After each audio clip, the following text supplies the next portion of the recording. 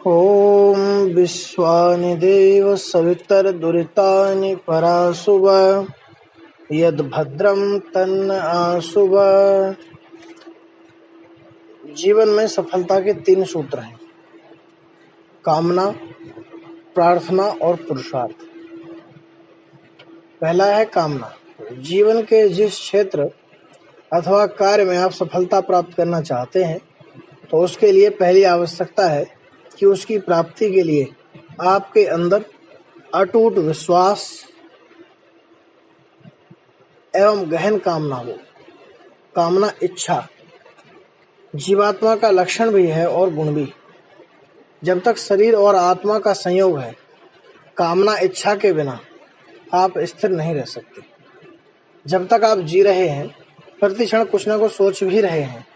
आपकी इच्छा अनिच्छा अथवा कामना सुकामना दुष्कामना इसी सोच पर निर्भर करती हैं कि आपकी सोच के आधार पर ही आपके सफल या असफल व्यक्तित्व का निर्माण होता है। देखिए, प्रतिवर्ष लाखों छात्र छात्राएं पढ़कर अपनी परीक्षाएं उत्तीर्ण करते हैं, परंतु जो टॉप कर पाते हैं वो कुछ ही छात्र कर पाते हैं।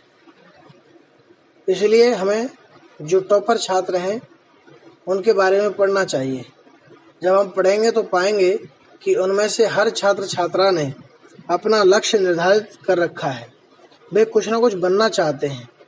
उसी कामना को लक्ष्य में रखकर उन्होंने अपनी पढ़ाई की और टॉप किया। इससे सिद्ध होता है कि जब कोई कार्य अंतर्निहित कामना के अनुरूप किया जाता है तो उसमें सफलता ही नहीं, अप्रत्याशित परमेश्वर की कृपा से सफलता प्राप्त होती है।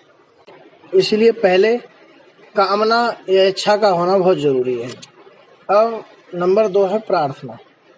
जीवन में सफलता का दूसरा सूत्र है प्रार्थना। इच्छा या कामना करना या न करना मनुष्य के बस में है, परंतु कामना की पूर्ति कर पाना बिना किसी की सहायता व मार्गदर्शन के अल्पज्ञ मनुष्य के लिए कदापि संभव नहीं है। अतः अपनी कामना पूर्ति के लिए उसे किसी न किसी का आश्रय लेना ही पड़ता है। सांसारिक मनुष्य उसके उतने ही सहायक हो पाते हैं जितना उनको कार्य और उसकी विधि का ज्ञान हो, क्योंकि वे भी मनुष्य होने के नाते अल्पज्ञ ही होते हैं और उनके साधन भी सीमित होते हैं। असीमित साधनों और समस्त ज्ञान विज्ञान का भंडार एकमात्र परमेश्वर है। उसी परमेश्वर में अतिशय सर्वज्ञता का बीज भी है, अर्थात किसी भी व्यक्ति में ईश्वर के तुल्य व उससे अधिक ज्ञान न है, न था और न कभी होगा। अतः यदि कामना पूर्ति हेतु यदि किसी ज्ञानवान का आश्रय लेना है तो समझदारी की बात यह है कि परमेश्वर का ही आश्रय लिया जावे, उसी को अपना गुरु बनाया जाए।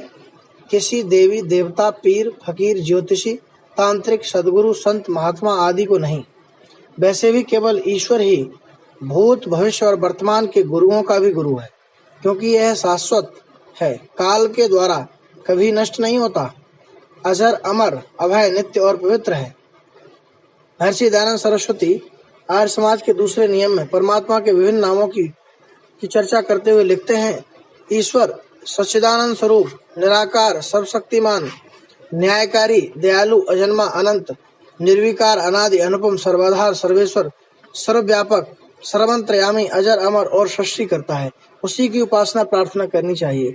अतः प्रत्येक धर्मयुक्त कामना की पूर्ति के लिए आवश्यक है कि परमेश्वर से ही प्रार्थना की जाए, वह भी एक भिखारी की भांति नहीं, वरन एक अबोध बच्चे की भांति, जिसको वह अपनी कामना पूर्ति के लिए सिवाय अपने माता पिता के और कोई विकल्प नहीं है। सशक्त और सक्षम भिखारी को कोई भीख नहीं देता। उसी प्रकार परमात्मा भी, जिसने सब सामर्थ्य मनुष्य को पहले से ही प्रदान कर रखी है, मात्र मांगते रहने से भीख नहीं देता। हाँ, समर्थ माता पिता की भांति हर वह कामना अपने प्यारे प्यारे बच्चों की पूरी कर देता है जिसमें जहाँ तक उनका हित होता है। और अंतिम महत्वपूर्ण बात यह है कि जिससे हम अपनी कामना पूर्ति हेतु प्रार्थना कर रहे हैं, उसके विषय में हम आश्वस्त हों कि वह हर प्रकार से हमारी कामना पूर्ण करने में पूर्णतः समर्थ है, अधर में लटका कर छोड़ देने वाला नहीं। ऐसी सत्ता चूंकि परमेश्वर के अतिरिक्त इस जगत में और कोई है ही नहीं। अतः प्रार्थना जीवन में केवल परमपिता परमेश्वर से ही करनी चाहिए। तीसरा है पुरुषार्थ। जीवन में सफलता का अंतिम सूत्र है पुरुषार्थ। विडंबना यह है कि किसी धर्म स्थान, मंदिर आदि में प्रार्थना कर मनुष्य यह समझता है कि प्रार्थना के पश्चात अब कुछ करना शेष नहीं रह गया है, आगे जो होगा वो ईश्वर की मर्जी। यह सोचना बिल्कुल गलत है। इसी प्रकार यह सोच भी गलत है कि करने वाला तो ईश्वर है, हमें कुछ करने की जरूरत नहीं है। तीसरे, यह भी ठीक नहीं कि प्रार्थना में तो हम ईश्वर को मालिक, अन्नदाता, पूजनीय भगवान कहें और व्यवहार से यह प्रदर्शित करें कि उसकी हैसियत हमारे नौकरों जैसी ही है। देखें एक नमूना। हे सकल जगत की उत्पत्ति करता, सब सुखों के दाता परमेश्वर, आप हमारे संपूर्ण दुख, दुर्गुण, दुर्व्यसन आदि को दूर कर दीजिए और जो कल्याणकारी गुणकर्म, स्वभाव और पदार्थ हैं वह सब हमको प्राप्त कराइए। यह तो ऐसा ही है कि कोई मालिक अपने सेवक को आदेश दे कि कमरे में जो भी कूड़ा करकट है, गंदगी है, उसे तू दूर कर दे और जो अच्छी अच्छी वस्तुएं हैं उनको लाकर इस प्रकार के सजा दे कि सब ओर से अच्छी लगें। विचारने की बात है कि परमात्मा एक सत्ता है जो सच्चिदानंद स्वरूप निराकार है, सर्वशक्तिमान है, दयालु है, अजन्मा है, अजर अमर है और वह सृष्टि का पालन पोषण करता है, उसको उत्पन्न करता है। तो हमें परमात्मा से प्रार्थना तो करनी चाहिए, लेकिन अपने जीवन में पुरुषार्थ भी करना चाहिए, क्योंकि परमात्मा ऐसा तो नहीं है कि आपने कह दिया एक जादुई छड़ी घुमा करके सारे कार्य पूर्ण कर दे। ऐसे नहीं होता। इसलिए पुरुषार्थ बहुत आवश्यक है। बात मुख्य ये है कि हमारी परमात्मा से उसके अनुरूप हमारी प्रार्थना होनी चाहिए और प्रार्थना के अनुरूप हमारी साधना और पुरुषार्थ होना चाहिए। केवल कामना के अनुरूप घंटों एकांत में अथवा किसी धर्म स्थान, मंदिर, मस्जिद आदि गुरुद्वारा में बैठकर प्रार्थना ही करते रहें, पुरुषार्थ और प्रयत्न न करें तो कुछ भी हाथ नहीं लगेगा। किसी कवि ने लिखा है कि पुरुषार्थ इस दुनिया में सब कामना पूरी करता है, मन चाहा फल उसने पाया, जो आलसी बन के पड़ा न रहा। सर्वथा आलस्य को छोड़ करके कार्य सिद्धि के लिए हम अपने सदैव पुरुषार्थ करते रहें। सर्वथा आलस्य को छोड़ के उत्तम व्यवहारों की सिद्धि के लिए जो मन, वाणी, शरीर और धन से अत्यंत उद्योग करता है उसको पुरुषार्थ कहते हैं। महर्षि दयानंद सरस्वती आर्य उद्देश्य रत्नमाला में लिखते हैं कि विकास का मूल पुरुषार्थ है, उद्यम है और उद्योग और प्रयत्न है। सतत विकास के लिए सतत पुरुषार्थ करते रहना जरूरी है।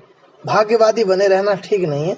इसमें कोई शक नहीं है कि भाग्य अथवा प्रारब्ध का अपना महत्व है, परंतु निसंदेह पुरुषार्थ प्रारब्ध से बड़ा है और जो भाग्य से हम खो बैठते हो, गंवा बैठते हैं, पुरुषार्थ के द्वारा हमें प्राप्त हो जाता है। ओम शांति।